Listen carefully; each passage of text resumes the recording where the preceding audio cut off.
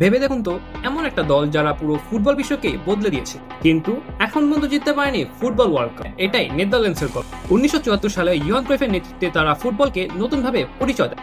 Total football একটা এমন কৌশল যেখানে প্রতিটা ফুটবলার যে কোনো প্রয়োজনে যে কোনো পজিশনে খেলতে পারত। পুরো বিশ্ব তাদের এই কৌশল দেখে মুগ্ধ হয়ে গিয়েছিল। কিন্তু ফাইনালে জার্মানি তাদের স্বপ্ন ভেঙে দেয়। তারপর 1978 সালে আবারও ফাইনাল খেলে তারা, কিন্তু সেখানেও পরাজিত হয় নেদারল্যান্ডস। কিন্তু 2010 সালে আবারও ফাইনাল, কিন্তু এবারও হাতছাড়া হয় ওয়ার্ল্ড কাপ। তিনবার ফুটবল ওয়ার্ল্ড কাপ ফাইনাল, কিন্তু তিনবারই পরাজিত।